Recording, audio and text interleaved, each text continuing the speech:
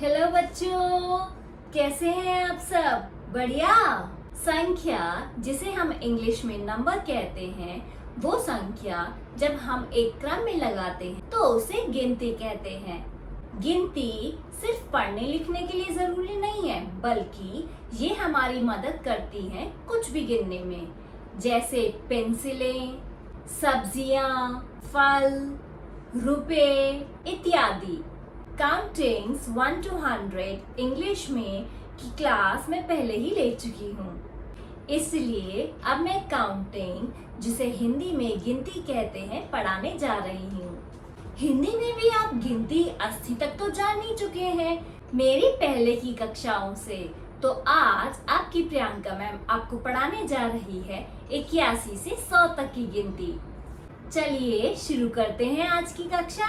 81, 82, 83, 84, 85, 86, 87, 88, 89, 90, 91, 92, 93, 94, 95, 96, 97, 98, 99, 100। अब थोड़ी जल्दी। 81, 82, 83, 84, 85, 86, 87, 88, 89, 90, 91, 92, 93, 94, 95, 96, 97, 98, 99, 100। प्रश्न उत्तर। इस बाजार के दृश्य को देखकर बताइए कि इसमें कितनी सब्जियां हैं।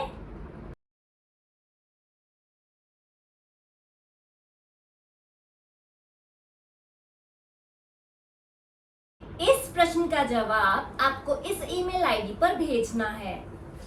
अब समय है एक कहानी का, तो चलिए शुरू करते हैं आज की कहानी, दो किसान और गाय। धर्मपाल खुद खेती बाड़ी करके फसल उगाता था।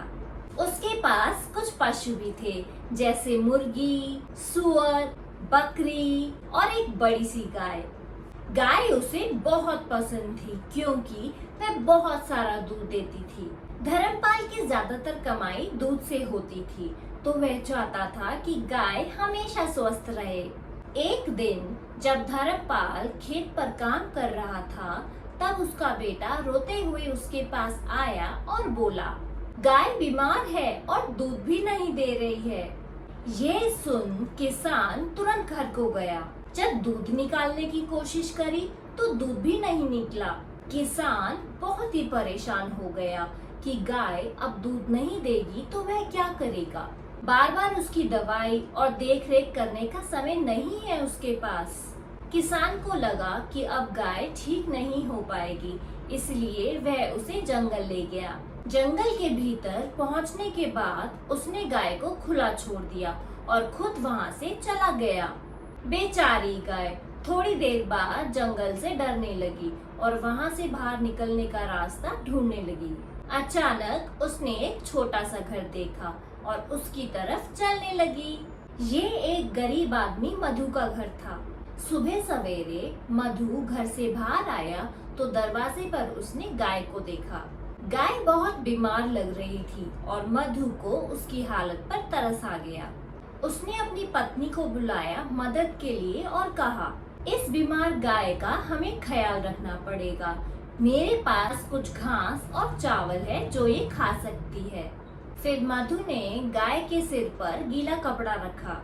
मधु और उसकी पत्नी ने कई दिनों तक गाय का ख्याल रखा और धीरे धीरे गाय की हालत बेहतर होने लगी।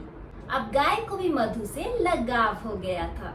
एक दिन जब मधु घर के बाहर सफाई कर रहा था, तब गाय उसके सामने आ गई। अपना पैर जमीन पर पटका और मजबूती से खड़ी हो गई।